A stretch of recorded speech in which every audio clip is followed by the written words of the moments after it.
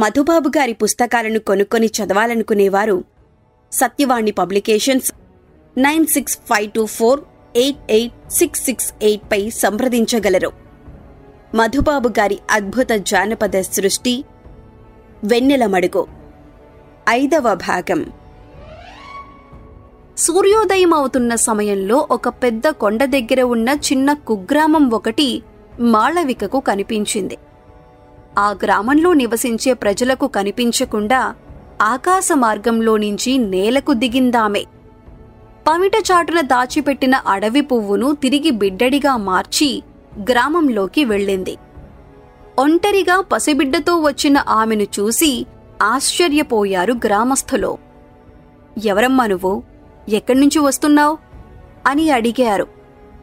విరధుడి గురించి గాని అతన్ని జయించిన శంభూకుణ్ణి గురించి గాని వారెవరికీ చెప్పలేదు మాళవిక.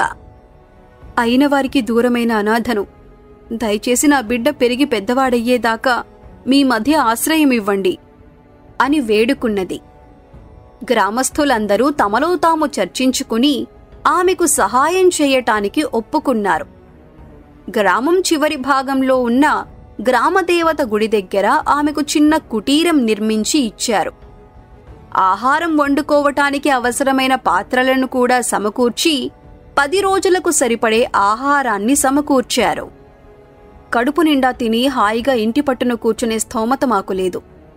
ఆడ మగ పిల్లా చెల్లా అందరమూ కష్టపడి పనిచేస్తాం. మాతో పాటు నీక్కూడా పని చూపిస్తాం అని ఆమెకు చెప్పాడు గ్రామ పెద్ద. నిజానికి కష్టపడి పనిచేయవలసిన అవసరం మాళవికకు లేదు. కుటీరంలో నుంచి కదలకుండా తన మంత్రశక్తుల సహాయంతో తనకు కావలసిన వస్తువులన్నింటినీ ఆమె సమకూర్చుకోగలదు. కాని అలా చేస్తే తాను మంత్రగత్తెనని గ్రామస్థులకు తెలిసిపోతుంది. మంత్రాలు తెలిసిన వారితో వారు చనువుగా మసులుకోరు సరికదా గ్రామంలో నుంచి వెలివేయవచ్చు.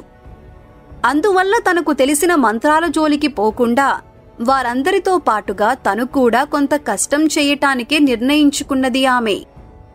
పొద్దు పొడువకు ముందే నిద్ర లేచేది. గ్రామ పెద్ద ఇంటి దగ్గర నుంచి ఆవు పాలు తీసుకువచ్చి బిడ్డడికి పట్టేది. వాడిని ఉయ్యాలలో పరుండబెట్టి ఇతర గ్రామస్థులతో పాటు కొండగుట్ట మీదికి పోయేది. అక్కడ ఉన్న పొదలన్నింటినీ గాలించి అడవి దుంపల్ని ఎండు పుల్లల్ని పోగు చేసుకు వచ్చేది. అడవి దుంపలు ఆమెకు ఆహారంగా పనికి వచ్చేవి. ఆమె పోగు చేసిన ఎండు పుల్లలతో పాటు ఇతర గ్రామస్థులు పోగు చేసినవి కూడా కలిపి ఎడ్లబండి మీద దూరంలో ఉన్న ఒక నగరానికి పంపించి అక్కడ అమ్మించేవాడు గ్రామ పెద్ద. అలా అమ్మగా వచ్చిన దాంతో అందరికీ అవసరమైన వస్తువుల్ని ఇతర ఆహార పదార్థాలను తీసుకువచ్చి అందరికీ సమానంగా పంచిపెట్టేవాడు. అసూయ ద్వేషాలు లేకుండా అందరూ కలిసి ఒకే కుటుంబం మాదిరి జీవిస్తున్న ఆ గ్రామస్థుల మధ్య జీవించటం మాళవికకు ఎంతో హాయి అనిపించింది. దానికి తోడు ఆమె గ్రామస్థులందరితో కలిసి కొండగుట్ట మీదకి పోయినప్పుడు తోటి గ్రామస్థుల పిల్లలు బిడ్డడిని కనిపెట్టుకుని ఉండేవారు. బిడ్డడికి ఆకలైతే ఆమె కాచి ఉంచిన ఆవు పాలను తాగించేవారు. అతనితో ఆటలాడుకునేవారు. తనను సృష్టించిన విరధుడు మాయాసర్పానికి చిక్కి పాతాళలోకానికి పంపివేయబడ్డాడనే బాధ తప్ప మాళవికకు మరే ఇతర బాధలు లేవు. చూస్తూ చూస్తూ ఉండగానే రోజులు, నెలలు, సంవత్సరాలు దొర్లిపోయాయి. పసిగుడ్డుగా మాళవికతో పాటు గ్రామంలోకి వచ్చిన కీర్తిసేనుడి కుమారుడు 12 సంవత్సరాల వయసువాడయ్యాడు. తనే వాడికి చదువు చెప్పింది మాళవిక. తర్కశాస్త్రాన్ని, ఖగోళ శాస్త్రాన్ని నేర్పింది. ప్రపంచమంటే కొండగుట్ట చాటున ఉన్న ఈ కుగ్రామం ఒక్కటే కాదు. మనం కంటితో చూడని ప్రదేశాలు ఈ భూమి మీద చాలా ఉన్నాయి. ఈ భూమి వంటి గ్రహాలు ఆకాశంలో ఇంకా అనేకం ఉన్నాయి. వాటన్నింటి గురించి నువ్వు నేర్చుకోవాలి. ఒకరోజు సాయంత్రం అడవి పుల్లలను ఏరుకువచ్చి గ్రామ పెద్ద ఇంటి వద్ద పడవేసిన తరువాత కీర్తిసేనుడి కొడుకుతో చెప్పిందామె. ఎప్పుడూ లేంది ఇప్పుడు కొత్తగా ఈ మాటలు ఎందుకు చెబుతున్నావు అని ఆమెను అడిగాడు కీర్తిసేనుడి కొడుకు. నువ్వు పెద్దవాడివి అవుతున్నావు. కొత్త విషయాలు తెలుసుకోవాల్సిన వయసు నీకు వచ్చింది. ఒకరి మీద ఆధారపడకుండా నీకు నువ్వుగా జీవించటం నేర్చుకోవాలి అన్నది మాళవిక. అంతవరకు అతన్ని కాలు కింద పెట్టనీయకుండా ఎంతో ప్రేమతో పెంచిందామె. ఉన్నట్టుండి ఆ రోజు అలా విచిత్రంగా మాట్లాడటం మొదలుపెట్టేసరికి నిర్ఘాంతపోయాడు కీర్తిసేనుడి కొడుకు.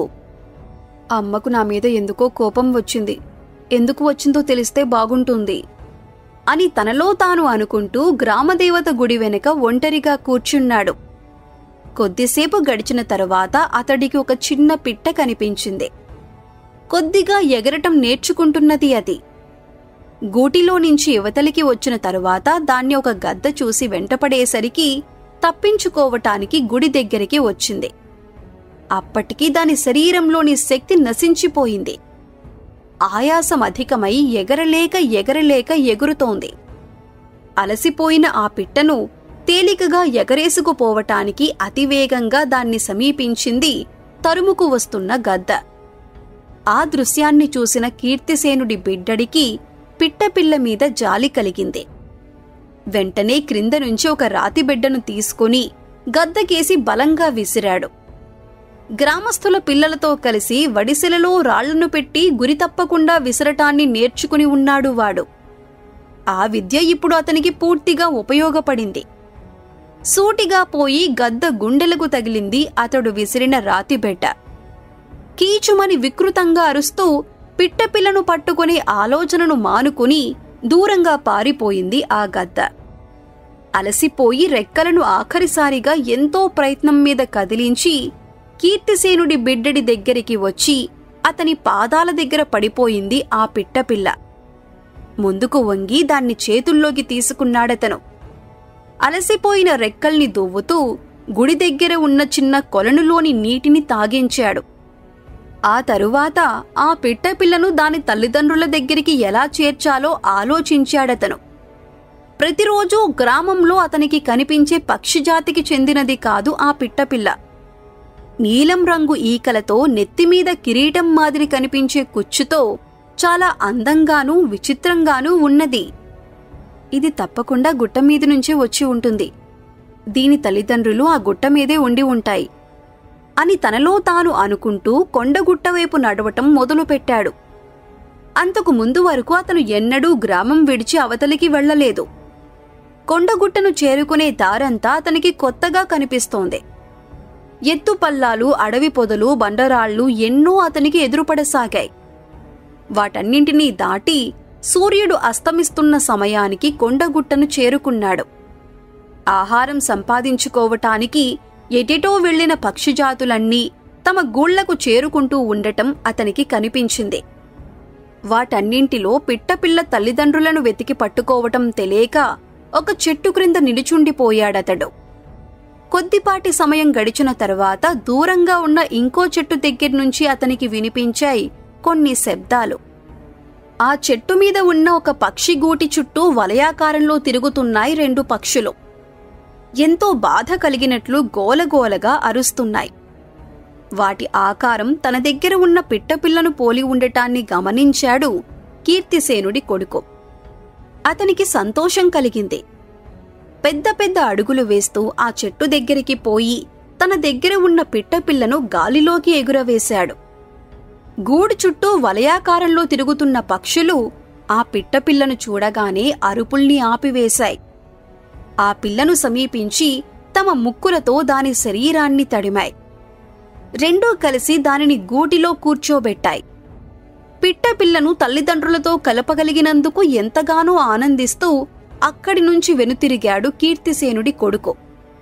అతడు 10 అడుగులు కూడా వేయకముందే అతని దగ్గరికి ఎగురుకుంటూ వచ్చాయి పిట్టపిల్ల తల్లిదండ్రులు.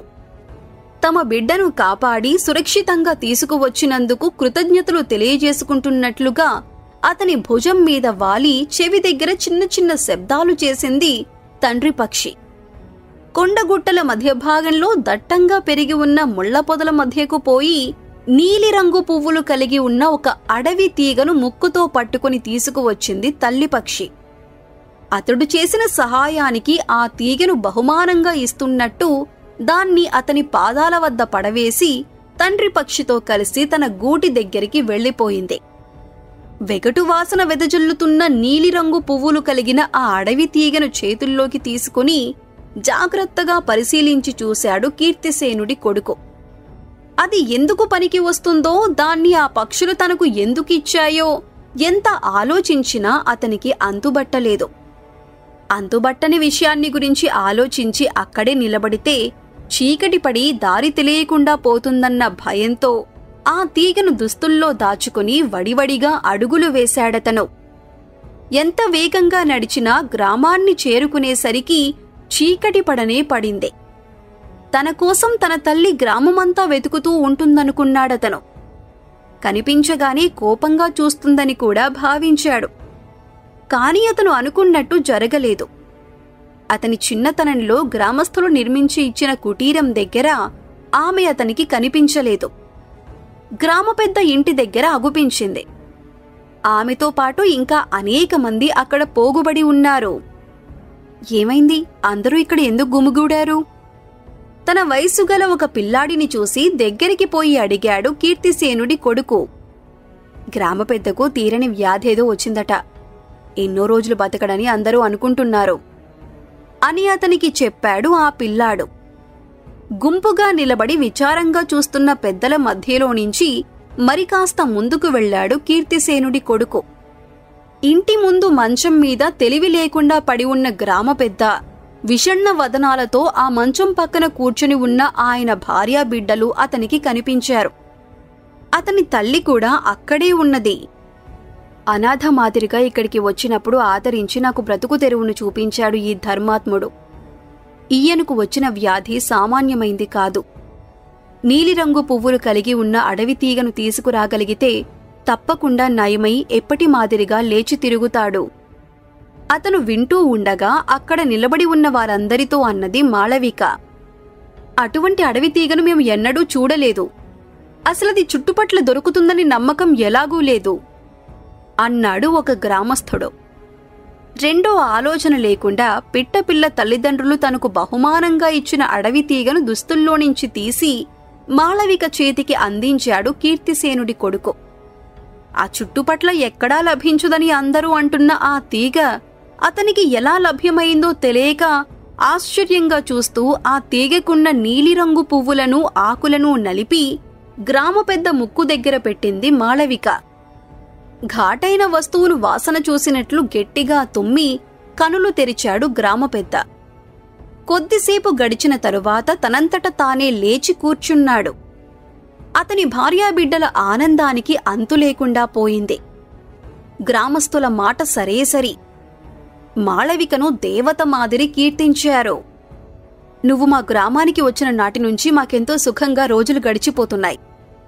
ఈరోజు మా గ్రామ పెద్ద ప్రాణాలు కాపాడి మాకు మరింత మేలు చేశావు. నీ రుణం ఎన్ని జన్మలెత్తినా తీర్చుకోలేము అంటూ పొగిడారు. తన వంక ఆదరపూర్వకంగా చూస్తున్న గ్రామ పెద్ద భార్య వద్ద సెలవు తీసుకుని కీర్తిసేనుడి కొడుకుతో తమ కుటీరానికి తిరిగి వచ్చింది మాళవిక. వస్తూనే, నీకా పూలతీగ ఎలా దొరికింది అని అడిగింది. తనకు పిట్టపిల్ల కనబడిన దగ్గర నుంచి మొదలుపెట్టి జరిగినదంతా ఆమెకు వివరించి చెప్పాడు కీర్తిసేనుడి కొడుకు. నీ అనుమతి లేకుండా ఒంటరిగా కొండగుట్ట మీదకి పోయినందుకు నీకు కోపంగా ఉన్నదా అని అడిగాడు. అతని తలను గుండెలకు అదుముకుని నుదుటి మీద ముద్దు పెట్టుకున్నది మాళవిక. నువ్వు చేసిన పని వల్ల మనకు ఆశ్రయమిచ్చిన గ్రామ పెద్ద రుణం కొంతవరకైనా తీర్చుకోగలిగాం. అసలు ఆ పిట్టపిల్లకు సహాయం చేయాలని నీకెందుకనిపించింది అని అన్నది ఆప్యాయంగా. ఆ మాటకు ఏమని సమాధానం చెప్పాలో కీర్తిసేనుడి కుమారుడికి అర్థం కాలేదు. కొద్ది క్షణాలు ఆలోచించి, దాని నిస్సహాయతను చూసేసరికి నాకు ఎంతో జాలి కలిగింది. సహాయం చేయాలని అనిపించింది, అంతే అని అన్నాడు. అతని తలను నిమురుతూ, నిస్సహాయులకు సహాయం చేసి తీరాలి. ఈ మాటను నువ్వెన్నడూ మరిచిపోకూడదు అని అన్నది మాళవిక. రాత్రి భోజనం చేసిన తరువాత వెంటనే ఈతాకుల చాపం మీద పడుకుని నిద్రపోవటం మాళవికకు అలవాటు. ఆ రోజు మాత్రం అలా చేయలేదామె. కీర్తిసేనుడి కుమారుడు నిద్రపోయిన తరువాత కుటీరంలో నుంచి బయటికి వచ్చి ఒక బండరాయి మీద కూర్చున్నది. అర్ధరాత్రి తరువాత ఎందుకో మెలకువ వచ్చి ఆమె కోసం చూశాడు కీర్తిసేనుడి కొడుకు. ఆమె కుటీరం వెలుపల కూర్చుని ఉండటాన్ని గమనించి దగ్గరికి పోయాడు.